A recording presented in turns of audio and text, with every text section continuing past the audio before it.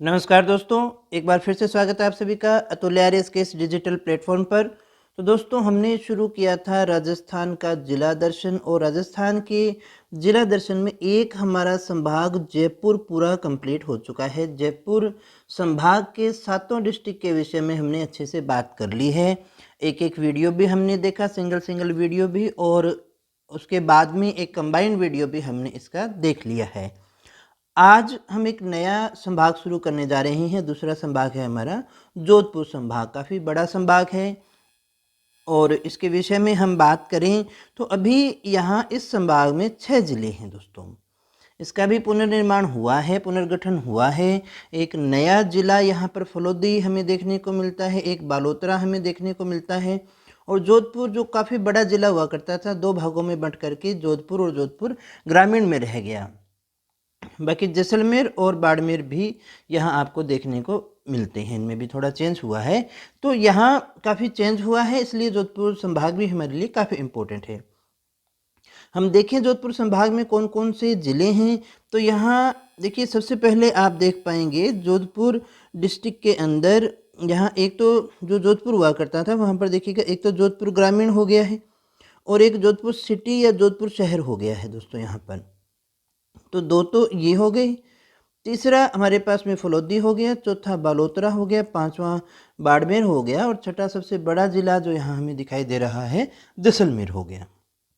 इन 6 जिलों के विषय में हमें अच्छे से पढ़ना है।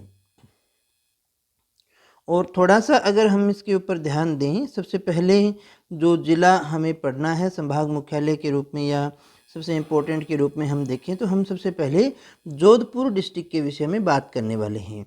यहाँ जोधपुर की लोकेशन को अगर आप देख पा रहे हैं तो बिल्कुल देखिएगा, और इसमें कुछ है नहीं, पूरा का पूरा जोधपुर ग्रामीण से ही घिरा हुआ है। ये हमारा जोधपुर सिटी का रह गया, जोधपुर जिला रह गया, और ये पूरा का पूरा किससे घिरा हुआ है? जोधपुर ग्रामीण से ही घिरा हुआ है। तो क्या इसकी कोई अंतर्राज्यीय सीमा है? तो इसकी कोई अंतर्राज्यीय सीमा नहीं है। कितने जिलों के साथ में सीमा लगती है? पड़ोसी जिले तो फिर एक ही रह गया हमारे पास में, जोधपुर ग्रामीण की ही सीमा इसके साथ में लगती है, और कोई अटैचमेंट इसका है नहीं। ये एक प्रकार से पूर्णतः अंतर्वर्ती जिला अपने कह सकते हैं, मध्यवर्ती जिला कह सकते हैं।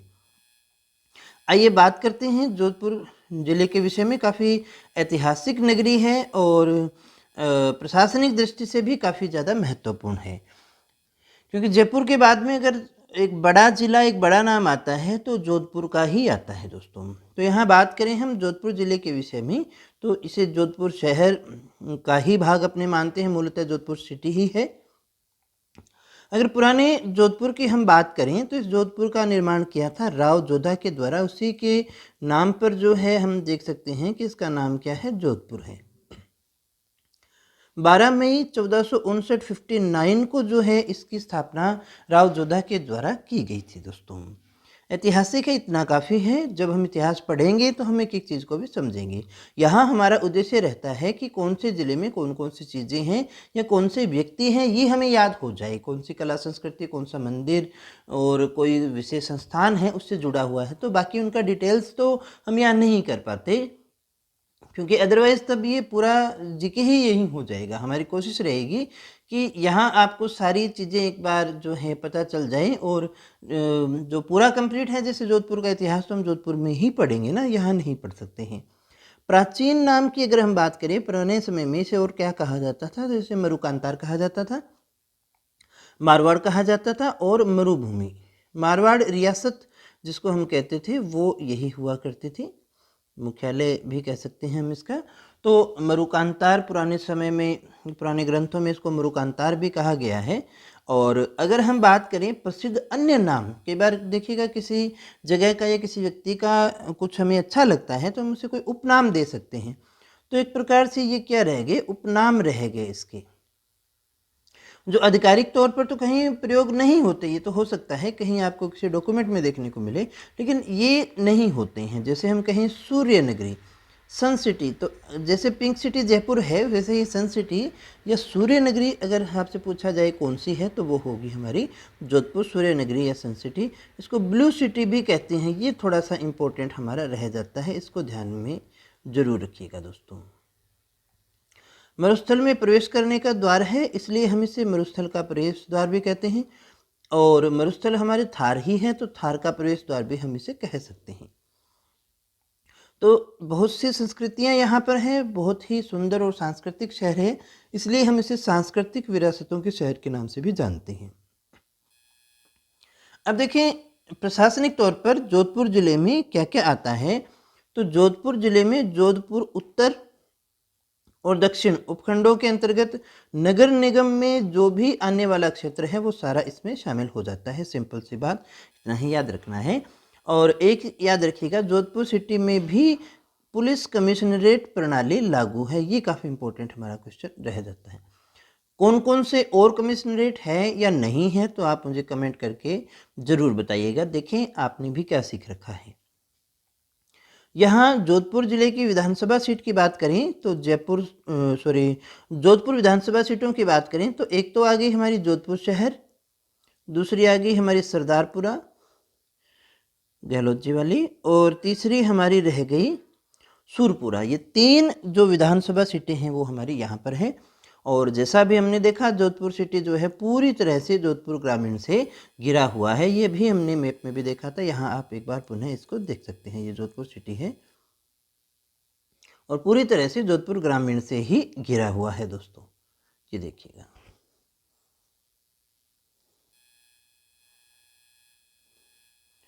इसके बाद में देखिएगा, अगर हम बात करें यहाँ से राष्ट्रीय राजमार्ग या NH कौन कौन से गुजरते हैं, तो यहाँ से NH 25 गुजरता है, 62 गुजरता है और 125 गुजरता है। ये छोटी परीक्षाएं जैसे कांस्टेबल वगैरह है, वहाँ पर इस तरह के क्वेश्चन आते हैं। अब हम देखें अंतर्राष्ट्रीय सीमा पर स्थित संभाग कौन सा है, तो अंतर्राष्ट्रीय सीमा पर स्थित संभाग हमारा कौन सा रह गया, जोधपुर। देखिए ये मैं संभाग की बात कर रहा हूँ, जिले की बात नहीं कर रहा हूँ। तो यहाँ संभाग से ही संबंधित कुछ और फैक्ट को देखें। सर्वाधिक अंतर्राष्ट्रीय सीमा वाला संभाग अगर आपसे पूछा जाए तो कौन सा है, जोधपुर है। सर्वाधिक शुष्क जलवायु वाला संभाग कौन सा है, तो भी जोधपुर है। शुष्क होगा तो न्यूनतम वर्षा है, तो न्यूनतम वर्षा वाला भी यही, इसलिए यहाँ पर न्यूनतम जनघनत्व भी है, तो सबसे कम जनघनत्व वाला भी हो गया। और अज्ञानतावश यहाँ पर जनसंख्या वृद्धि दर भी ज़्यादा है, तो सर्वाधिक जनसंख्या वृद्धि वाला संभाग भी कौन सा रह गया, जोधपुर रह गया। ये सारी बातें हम जिले नहीं संभाग के विषय में बात कर रहे हैं, इस चीज़ को भी थोड़ा ध्यान दे लीजिएगा कि सर्वाधिक अंतर्राष्ट्रीय सीमा वाला संभाग जोधपुर, सर्वाधिक शुष्क जलवायु वाला संभाग जोधपुर, न्यूनतम वर्षा वाला संभाग जोधपुर, न्यूनतम जनघनत्व वाला और सर्वाधिक जनसंख्या वृद्धि वाला संभाग कौन सा है, तो जोधपुर है। शुभंकर, तो देखिएगा ये कुर्जा पक्षी हमारे लोक संस्कृति में बहुत इंपॉर्टेंट है, एक संदेशवाहक पक्षी मानते, इसलिए यहाँ का शुभंकर जो है वो आपसे पूछा जा सकता है कभी। शुभंकर कौन सा है, जोधपुर जिले का कुर्जा पक्षी है। अब हम बात करें इसके मुख्य स्थानों के विषय में, या कोई व्यक्ति रहा है, कोई सांस्कृतिक पहलू है, कोई प्रशासनिक पहलू है, वो बातें करते हैं। तो यहाँ सबसे पहले हम बात करें मंडोर के विषय में, तो मंडोर जो था वो मारवाड़ नरेशों की पूर्व राजधानी हुआ करती थी दोस्तों। अगर आपसे पूछा जाए मारवाड़ नरेशों की पहली राजधानी कौन सी हुआ करती थी, तो मंडोर हुआ करती थी। और यहीं पर जोधपुर शासक जो हैं उनकी छतरियाँ भी मरणोपरांत जो है बनाई हुई हैं। तो जोधपुर शासकों की छतरियाँ भी कहाँ हैं, मंडोर में ही है। एक महल है काफ़ी सुंदर यहाँ पर, जिसे उम्मेद भवन के नाम से जाना जाता है। अगर पूछा जाए उम्मेद भवन का निर्माण किसने किया है, तो ये नाम में ही होता है। लगभग आपको नाम वही मिलेंगे किसी महल या किले के जो व्यक्ति ने बनवाया है। तो उम्मेद सिंह ने बनवाया है, तो इसका नाम इसीलिए उम्मेद भवन है। 1928 से 48 यानी 20 ईयर का टाइम यहाँ पर लग गया है, तो नवीनतम सा ही है। 20वीं शताब्दी में आ गया, तो ज़्यादा पुराना तो नहीं कहेंगे हम इसे। और अकाल राहत कार्य के दौरान इसको बनाया गया था। देखिए तब भी अकाल राहत कार्य हुआ करते थे। अन्य नाम की बात करें तो इसे छितर पैलेस भी कहते हैं। छितर पत्थरों का उपयोग होने के कारण इसे छितर पैलेस के नाम से भी जाना जाता है। और देखिएगा चामुंडा माता यहाँ की जोधपुर की प्रमुख माता हैं, इसलिए चामुंडा माता का मेला भी यहाँ पर काफ़ी फेमस है। कब लगता है, तो हमें सिर्फ इतना याद रखना है, दशहरे के एक दिन पहले लगता है, तो आराम से याद रह जाएगा। और जब आप दशहरा याद है तो फिर ये हो ही जाएगा। एक गुड़ला पर्व भी आपको याद होगा, सातल देव वाला गुड़ला जो पर्व है वो मनाया जाता है चैत्र कृष्ण सप्तमी को प्रारंभ होता है और फिर कुछ दिन ये चलता है। गुड़ला पर्व, गुड़ला महोत्सव, सातल देव और गुड़ले खां वाली जो कहानी है वो वैसे तो हम इतिहास में डिस्कस करेंगे उसको, लेकिन उसकी उन्हीं के लिए गुड़ला पर्व देखिए मनाते हैं, जिसमें एक जो कन्याएं हैं वो सर के ऊपर एक मटका रखती हैं जिसमें छेद निकले होते हैं, अंदर उसमें दीपक जलते हैं ना, जैसा सातल देव ने गुड़ले खां की हत्या की थी और तब उसके सर में छेद कर दिए थे, उसी का वो प्रतीक माना जाता है। इसके बाद में देखिएगा बोरनाडा। बोरनाडा एक औद्योगिक क्षेत्र कह सकते हैं क्योंकि राज्य का सेकंड निर्यात संवर्धन पार्क जो है वो यहीं पर बनाया गया है, एक्सपोर्ट है ना। तो पहला कहाँ है ये आप मुझे कमेंट करके बताएंगे। ये क्वेश्चन आपके लिए है, देखें कुछ थोड़ी मेहनत आप करिएगा इसमें, देखें क्या बताते हैं। इसके बाद में जमीला बानो का नाम जो है ये काफ़ी हमारे लिए इम्पोर्टेंट है। जमीला बानो कौन है? तो जमीला बानो एक प्रसिद्ध मांड गायिका है दोस्तों, प्रसिद्ध मांड गायिका। अगर आपसे पूछा जाए जमीला बानो कौन है तो प्रसिद्ध मांड गायिका है, जोधपुर से रिलेटेड है। एकेडमी की बात करें तो यहाँ की पहली इंपॉर्टेंट एकेडमी आती है हमारे पास में, राजस्थान संगीत और नाटक एकेडमी जो है वो जोधपुर में है। देखो 1957 में ही इसको जो है बना दिया गया था। केंद्रीय ऊन विकास बोर्ड, ये याद रखिएगा, ऊन विकास बोर्ड कहाँ है? जोधपुर में। रावण मंदिर, रावण मंदिर भी कहाँ है? मंडोर में है। देखो रावण का भी मंदिर है, अलग इसलिए है, इम्पोर्टेंट इसलिए रह जाता है। और यहाँ देखें तो उत्तरी भारत का एकमात्र, वैसे भी रावण का मंदिर कौन बनाएगा भाई, राम राज्य में रावण का मंदिर कहाँ से बनेगा? तो ये मंडोर में है, ये इम्पोर्टेंट है। इसके बाद में देखिएगा महामंदिर। महामंदिर जो है वो जोधपुर में ही है। नाथ संप्रदाय को ये संबंधित है, समर्पित है, महादेव से ही संबंधित हो गया ना। इसका निर्माण किसने करवाया था? तो मान सिंह ने करवाया था। ये थोड़ा सा इंपॉर्टेंट हो जाता है 1805 के अंदर। 1805 में महामंदिर का निर्माण किसने करवाया था? मान सिंह ने करवाया था, नाथ संप्रदाय को समर्पित है। और इसमें खंबे हैं, छतरियाँ तो खूब सुनी होंगी आपने, 84 खंबे, 80 खंबे। तो अगर आपसे पूछा जाए 84 खंबों का मंदिर कौन सा है तो ये आपको पता होना चाहिए। बहुत ही अच्छा और बहुत ही शानदार प्रश्न ये हमारा बनता है दोस्तों। इसके बाद में हम देखें एक छतरियों के अंदर हम देखें तो मामा भांजा की छतरी, ये इंपॉर्टेंट हो गई, कहाँ है? जोधपुर में। अगर आपसे पूछा जाए मामा और भांजा की छतरी कहाँ है? जोधपुर में है। कौन है? तो धन्ना गहलोत हैं और भीमा चौहान जो है मामा भांजा के रूप में जाने जाते हैं, जिनकी छतरी जोधपुर में है। एक देखिए यहाँ पर सेनापति की छतरी भी है, ये भी इम्पोर्टेंट है दोस्तों। और कागा की छतरी भी है। यहाँ कुछ छतरियों के विषय में हम बात कर रहे हैं। तो मान सिंह के सेनापति हुआ करते थे ये इंद्रराज, उनकी छतरी है ये सेनापति की छतरी, जोधपुर में ही है। इसके अलावा एक कुंज बिहारी मंदिर भी है यहाँ पर, ये विजय सिंह की पासवान थी गुलाब राय, उनके द्वारा इसका निर्माण करवाया गया था। पंचकुंडा की छतरी मंडोर में है। ब्राह्मण देवता की छतरी कहाँ है? मंडोर में है, ये याद रखिएगा। मंडोर में दो छतरियां हैं, पंचकुंडा है और ब्राह्मण देव की। फिर ये इंपॉर्टेंट हमारी रह गई, मोस्ट मान सकते हैं आप इसको, कागा की छतरी। कागा की छतरी कहाँ है? जोधपुर के राज परिवार के सदस्यों का अंतिम संस्कार किया जाता है यहाँ पर, तो ये जोधपुर में ही है। गोराधाय की छतरी जोधपुर में ही है। गोराधाय आपको याद होगा, जैसे पन्नाधाय का जो स्थान माना जाता है उदय सिंह के लिए, वही स्थान अजीत सिंह के लिए गोराधाय का भी आता है। तो गोराधाय की जो छतरी है वो भी जोधपुर में ही है और इसका जो निर्माण है 1711 में महाराणा अजीत सिंह ने करवाया था दोस्तों।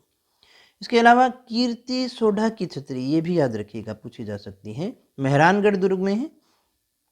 ये करोड़ों की कीर्ति धनी की छतरी के नाम से भी जानी जाती है। और मेहरानगढ़ दुर्ग की बात करें तो जोधपुर में है, बहुत अच्छा दुर्ग है। दुर्ग पढ़ेंगे संस्कृति में तो और भी डिस्कस करेंगे। 12 मई 1549 को राव जोधा के द्वारा जो है वो इसका निर्माण करवाया गया था, जिसके नींव करणी माता के द्वारा, बीकानेर की जो करणी माता है, चूहों वाली माता है, उनके द्वारा रखी गई थी दोस्तों। इसके अलावा हम बात करें यहाँ और कोई महल वगैरह है तो हाँ जी बिल्कुल, एक थंबा महल जो है वो कहाँ है? मंडोर में है, अजीत सिंह का है। इसे प्रहरी मीनार के रूप में भी हम देख सकते हैं।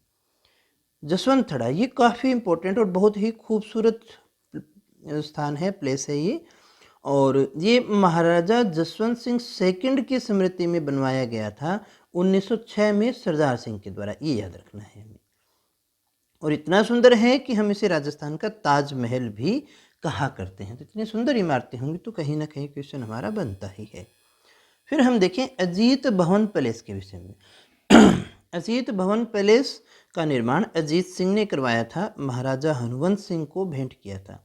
अजीत सिंह ने बनवा करके महाराजा हनुवंत सिंह को भेंट किया था। अजीत भवन पैलेस, नाम इसका अजीत भवन है, अजीत सिंह ने बनवाया है। एक जुबली कोर्ट है, महाराजा जसवंत सिंह सेकंड के प्रधानमंत्री प्रताप सिंह के द्वारा इसका निर्माण करवाया गया था 1886 से 1897 के बीच में।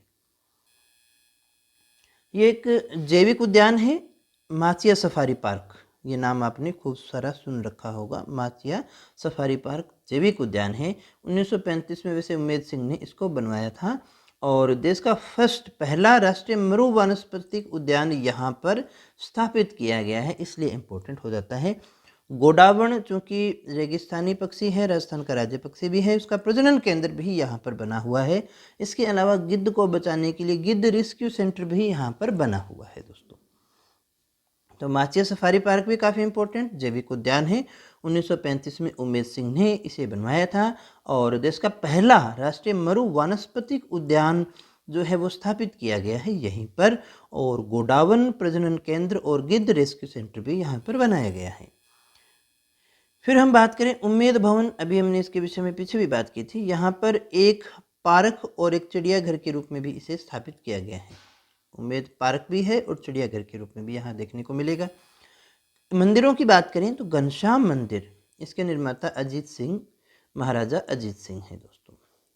रेगिस्तान वनरोपण और भू संरक्षण केंद्र कहाँ रह गया? जोधपुर में। वैसे भी रेगिस्तान का नाम है तो मारवाड़ में भी अगर आप ये देखिएगा रेगिस्तान का मुख्य जिला या स्थान की बात करें तो जोधपुर का ही नाम आता है हमारे दिमाग में।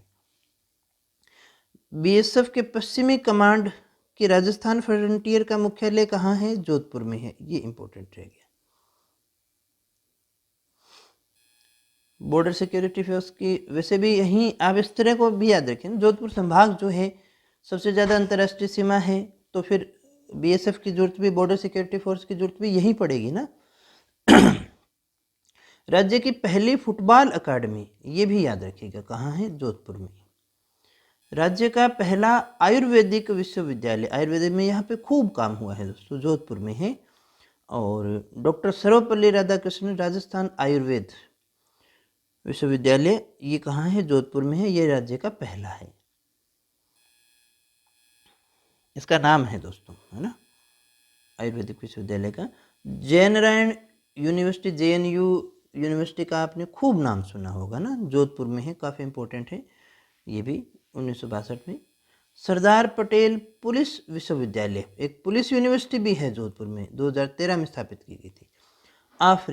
आफरी का हिंदी नाम रह गया शुष्क वन अनुसंधान संस्थान, जोधपुर में। आफरी भी कहाँ है? जोधपुर में। काजरी भी कहाँ है? जोधपुर में। रेगिस्तान विकास के लिए भी यहाँ पर काफ़ी काम होते हैं। अनुसंधान केंद्र भी हैं यहाँ पर, नए नए आविष्कार पशुओं को लेकर के भी होते रहते हैं दोस्तों, अनुसंधान होते रहते हैं। तो आफरी काजरी दोनों ही कहाँ हैं? जोधपुर में है। एक सांस्कृतिक प्रतिष्ठान प्राच्य विद्या प्रतिष्ठान, ये कहाँ पर रह गया? हमारा जोधपुर में, 1955 में बना था। पुस्तक प्रकाश विश्वविद्यालय है ये कहाँ है? जोधपुर में है, मान सिंह ने बनवाया था इसको। राजस्थान संगीत और नाटक अकादमी, देखो संगीत भी यही है और नाटक भी यही है, जोधपुर, 1957। अखिल भारतीय आयुर्विज्ञान से संबंधित आए तो अभी हमने देखा ना, काफ़ी चीज़ें यहाँ पर हैं। राजस्थानी भाषा से संबंधित शोध संस्थान जोधपुर में। एक जयपुर पढ़ा था तब हमने देखा था राजस्थान हाईकोर्ट। राजस्थान हाईकोर्ट की स्थापना पहले जो है वो जयपुर में की गई थी। 1956 में जो है इसे राजस्थान का पुनर्गठन जब हुआ तो इसे जोधपुर में स्थानांतरित कर दिया गया था और बाद में उसकी हाईकोर्ट की एक पीठ जयपुर में बना दी गई है, लेकिन मुख्य जो है वो हाईकोर्ट कहाँ है? हमारा जोधपुर में ही है। अब इतना बड़ा हाईकोर्ट है तो एक यहाँ पर एडवोकेट अकेडमी भी है, देखो वकीलों की अकेडमी भी है जोधपुर में, और ये देश की पहली है। और हमारे राज्य की पहली मिट्टी की प्रयोगशाला की बात करें तो वो भी जोधपुर में रह गई। एक प्राचीन संस्थाओं की बात करें तो मारवाड़ हितकारिणी सभा, ये नाम आप इतिहास में पढ़ोगे तो मोस्ट इम्पोर्टेंट हो जाता है। इसकी स्थापना 1918 में चांदमल सुराणा ने ही की थी। किस नाम से? मरुधर हितकारिणी सभा के नाम से की थी। इसके अलावा राजस्थान में हुए जन जागृति आंदोलन कहें, स्वतंत्रता आंदोलन में मारवाड़ सेवा संघ और इनका बहुत हाथ रहा था। किसान आंदोलन में भी रहा था। तो मारवाड़ सेवा संघ की स्थापना 1920 में चांदमल सुराणा के द्वारा ही की गई थी। ये जोधपुर रियासत का पहला राजनीतिक संगठन था। ये इंपॉर्टेंट है, एक तरह की राजनीतिक पार्टी कह सकते हैं आप उस समय की। मारवाड़ लोक परिषद, इसकी स्थापना 1938 में हुई। झील की बात करें तो दो झीलें यहाँ पर इंपॉर्टेंट है, कायलाना झील और बालसुमंद झील मीठे पानी की ही है। कायलाना झील जोधपुर में प्रताप सिंह ने बनवाया और बालसुमंद झील परिहार शासक बालक राव, इसलिए बालक राव है इसलिए इसका नाम बालसुमंद झील है। बावड़ियों में बात करें इंपॉर्टेंट है, चांद बावड़ी जोधपुर में है। रावचुंडा की रानी हुआ करती थी चांद कंवर, तो उसी के नाम पे ये है चांद बावड़ी। तालाबों में हम बात करें तो रानीसर तालाब 1459 में रावजोधा की रानी जसमादे के द्वारा बनवाया गया।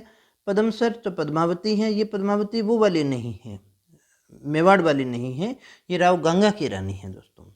गुलाब सागर 1788 में विजय सिंह की पासवान ने बनवाया था। सूर सागर सूर सिंह के द्वारा। कल्याण सागर रतनाड़ा में है, जसवंत दे के द्वारा। उम्मेद सागर प्रताप सिंह ने बनवाया। तापी बावड़ी भी है एक, तापोजी तेजावत, इसी के नाम पे है ये। झालरे भी है इधर में यहाँ, और देखें हम तो तुर्जी का झालरा, तुर्जी का झालरा, ये रानी तुवर है ना, इसी नाम से है तुर्जी का झालरा। ये महाराणा अभय सिंह की रानी के द्वारा बनवाया गया था। तख्त सागर तालाब, ये भी काफ़ी इंपॉर्टेंट है, तख्त सिंह के द्वारा। बड़ी तालाब जिसे बाईजी का तालाब भी कहते हैं, ये भी जोधपुर में है।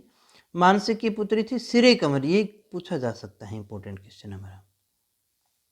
इसके अलावा लाखा खां एक प्रसिद्ध कलाकार हैं यहाँ की, क्या बजाते हैं? सारंगी बजाते हैं। कौन से प्रकार की? सिंधी सारंगी बजाते हैं, ये तो सिंधी सारंगी वादक हैं ये, अगर आपसे पूछा जाए ऐसे क्वेश्चन आ जाते हैं लाखा खां। और राजस्थानी साहित्य में महत्वपूर्ण नाम मोहनोत नैणसी का संबंध भी जोधपुर से रहा हुआ है। इसके अलावा देखिएगा टिड्डी जो फसलों को खा जाती है, तो टिड्डी चेतावनी संगठन का मुख्यालय भी जोधपुर में बना हुआ है। इसके अलावा जीरा मंडी जोधपुर में है। कुछ प्रमुख व्यक्तियों की बात करें ऐतिहासिक और नवीनतम में, तो राव सिंहा का नाम आपने सुना होगा, राठौड़ वंश के संस्थापक मानते हैं। बिठू गांव पाली में है इनके छतरी तो, लेकिन संस्थापक यहीं से संबंधित है। रावचुंडा वो व्यक्ति थे जिन्होंने मंडोर को और जैसा मंडोर हमने पढ़ा कि राठौड़ शासकों की, मारवाड़ शासकों की प्रारंभिक राजधानी हुआ करती, तो अपनी राजधानी इन्होंने ही बनाया था। राव जोधा काफ़ी इंपॉर्टेंट है, संस्थापक भी हैं जोधपुर की। मंडोर मारवाड़ शासकों की पूर्व राजधानी, यहाँ छतरियाँ भी हैं, पढ़ चुके हैं हम। महाराजा अभय सिंह जो है, हम ये जानते हैं कि जोधपुर के किले का जब निर्माण करवाया जा रहा है तो खेजड़ी का वृक्ष कटवाए थे, तो अमृता देवी ने अपना बलिदान दिया था, खेजड़ी आंदोलन यहाँ चला था, तो ये भी काफ़ी इंपॉर्टेंट रह जाता है। खनिजों में अगर हम बात करें तो यहाँ पर गुलाबी पत्थर, लाल बलुई पत्थर, चूना पत्थर, जिप्सम, एस्बेस्टोस, कोई धातु का खनिज यहाँ पर हमें ज़्यादा देखने को नहीं मिलता, क्योंकि धातु हमें वहीं मिलेगी जहाँ लावा पत्थर आपको देखने को मिलता हो, चट्टाने हो वहाँ पर। यहाँ जो चट्टाने हैं वो नहीं है वैसी चट्टाने। राय का बाग पैलेस, ये भी बहुत सुंदर महल है, कई बार परीक्षाओं में पूछा जा चुका है। ये जसवंत सिंह फर्स्ट की हाड़ी रानी थी, महामाया या जसवंत दे। जसवंत दे का नाम पहले भी आया है, काफ़ी चीज़ों का निर्माण इसने करवाया है, 16वीं शताब्दी में करवाया था। राज रणछोड़ जी मंदिर है जसवंत सिंह की रानी राज कंवर के द्वारा। ये देखो राज यहाँ आ गया, राज यहाँ भी आ गया ना। एक शीतला माता का मंदिर भी है यहाँ पर। इसके अलावा देखिएगा और क्या है यहाँ पर, यहाँ का धींगा गवर फेमस है। धींगा गवर बेंतमार मेला जोधपुर में लगता है वैशाख कृष्ण तृतीया को। जोधपुर चित्रशैली की बात करें तो इसका प्रारंभ हुआ था मालदेव के समय। मारवाड़ शैली का प्रथम ग्रंथ अगर हम चित्रित मानते हैं तो वो यही है, कौन सा? उत्तर ध्यान सूत्र चूर्णी। जैसे आपने मेवाड़ का सुना होगा श्रावक प्रतिक्रमण सूत्र चूर्णी, वैसे ही जोधपुर चित्रशैली का ये माना जाता है, उत्तर ध्यान सूत्र चूर्णी। अचलेश्वर प्रसाद शर्मा ये जाने जाते हैं साप्ताहिक पत्रिका के लिए, जिसका नाम था प्रजा सेवक। इसके अलावा एक स्क्रैप गार्डन सूरपुरा जोधपुर में है। निफ्ट राष्ट्रीय फैशन टेक्नोलॉजी संस्थान डिजाइन प्रबंधन और प्रौद्योगिकी भी जोधपुर में ही है। एक यहाँ पर अनुसंधान संस्थान और है, राष्ट्रीय असंचारी रोग कार्यान्वयन अनुसंधान। स्पोर्ट्स स्कूल है, ये कई बार छोटी परीक्षाओं का प्रश्न है, पूछा जाता है। स्पाइस पार्क मसाला पार्क राज्य का पहला है दोस्तों यहाँ पर। वैसे भी हल्दी वगैरह जो है, मिर्च है, हल्दी है, यहाँ की काफ़ी फेमस है, इसलिए जोधपुर में ही बनाया गया है। और अगर हम बात करें तो जोधपुर का कोट पैंट जो है वो राष्ट्रीय पोशाक के रूप में जाना जाता है। जब भी हम राष्ट्रीय पोशाक देखते हैं राज्य की नहीं, हम भारत की बात करें तो राष्ट्रीय पोशाक में जो आप कोट पैंट पहनते हैं देखते हैं तो वो जोधपुरी कोट ही है, कोट पैंट है दोस्तों। तो इतना महत्वपूर्ण है हमारा जोधपुर डिस्ट्रिक्ट।